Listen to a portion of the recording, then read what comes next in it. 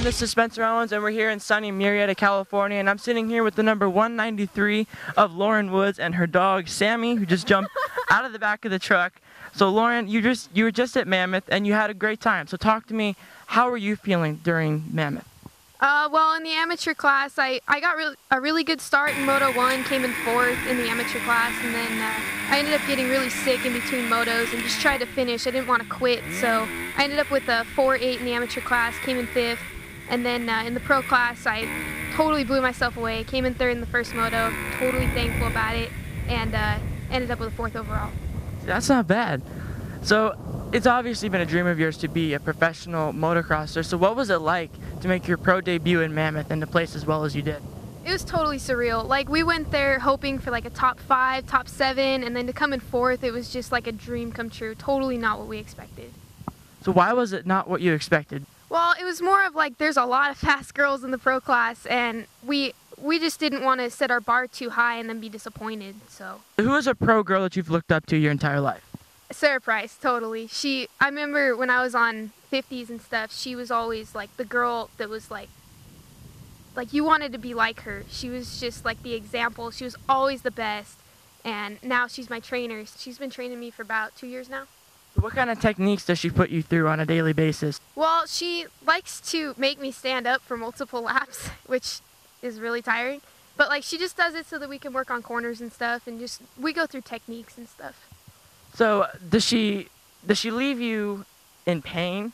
Are you scared to go back to her, or do you know it's helping? No, I know it's helping, and it's really enjoyable. She makes it fun. It's not like, oh man, like this sucks. It's not terrible. Yeah. It's good. So she helps you out and she trains you. What kind of exercising do you do throughout the week? Well, I like to do cardio, and then I go to the gym and I like to work out my arms so I don't get arm pump, and that's pretty much what I like to do. Mostly cardio. You train and ride pretty much all week? Yeah, that's the goal. Is that all you do all the time?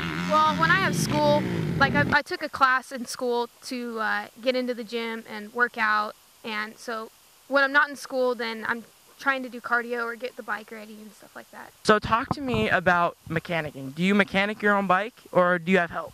No, that's my dad. I wash the bike, and then I can change the plastics, but he does everything on my bike. Yeah, I noticed on your back fender it says Dad as a sponsor. I think that's great. I've never thought to do that. Shout out to Dad. Yeah. Has he ever taught you how to work on motors or change tires? No, he taught me how to change my oil, but I mean, I think he enjoys the mechanicking part of it. Like, that's his part of our program. So I don't like to interfere with that. But if I need to, I can. Yeah. So you could if you put your mind to it and you tried. Yeah, but it's Dad's job. I feel that. So everyone knows that in motocross, sponsors are definitely key. So what kind of sponsors do you have backing you up this season? Well, right now I have factory backing. Jarrett's been with me for 10 years, my whole career. And I have Jeff Smith over at Jeff Smith Motorsports. He does like my major motor work that my dad doesn't want to do and mess up the bike. And then I have Dave over at Temecula Cycles, who he helps me out with parts and stuff. He gives me discounts. And then I have Nutrition Edge, who gives me, or they hook me up with like supplements, like protein for after I work out. And then just my trainer, Sarah, who helps out quite a bit. As you were saying before. Yeah. So do you remember your very first sponsor ever? It was factory backing. Factory backing. Yeah. Do you remember how they came to support you? Yeah, it started out as like a Hook It sponsorship, and then it grew, and now we have a personal relationship, and they're a huge part of my program now. What do you think the key is to getting sponsors? You know, you just got to have a good attitude in the pits. Like, you can't be that sore loser. Like, after every race, if I get beat, I go up to the girl that beat me and I tell her good job. And, you know, I think that's a really important part. It doesn't have to necessarily be your results, but you have to have a good attitude and be able to represent your sponsors the way that they want you to. So put yourself in a good light and put yourself out there in general. Mm-hmm. So if you had one sponsor, any sponsor, any brand, any industry, what would it be? Gatorade.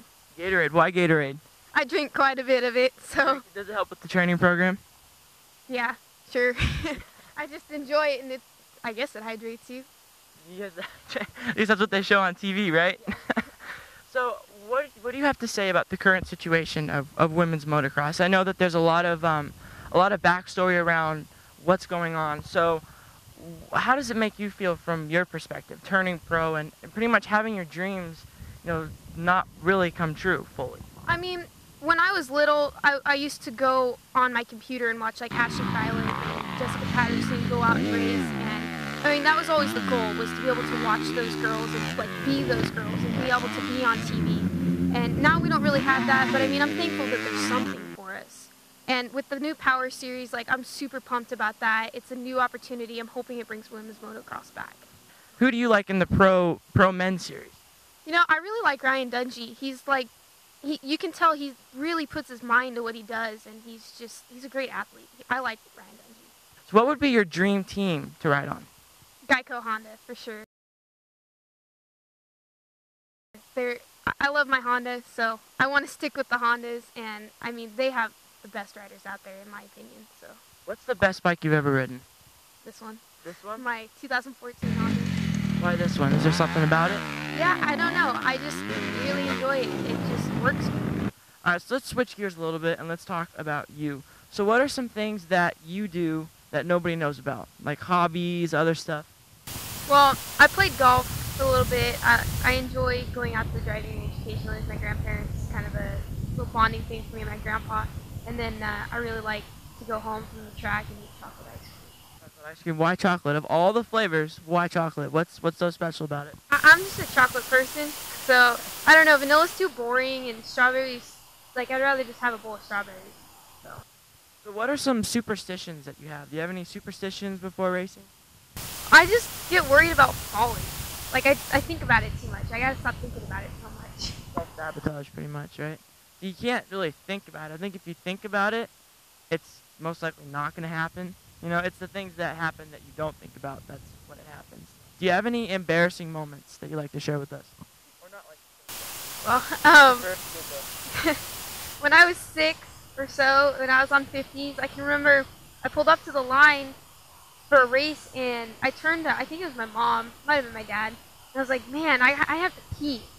And then, so I did the whole race, and I remember I rushed through the race, and I just didn't make it back to the truck. I think I finished the race, but I didn't make it back from the finish line to the truck.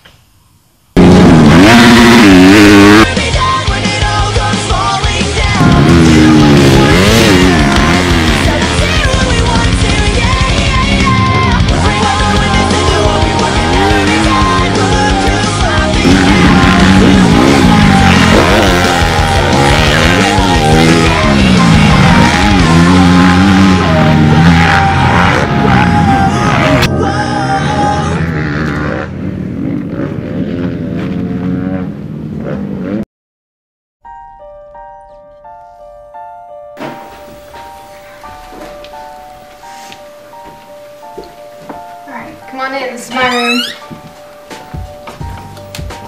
We got some plaques on the walls from throughout the years, kind of the more important ones, and same with my trophies, kind of some more important trophies from throughout the years. Got some autographed goggles on there, my big number plate on the wall.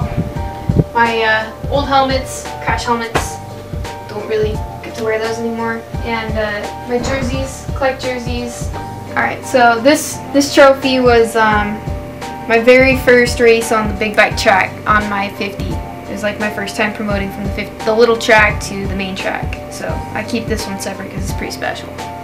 I keep a collection of these things. I had more, I don't know where they went, but I'm a big fan of Ricky Carmichael, so I got quite a few of those.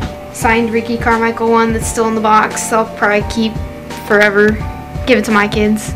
And James Stewart, Chad Reed, Andrew Short, just kind of keep a collection of them.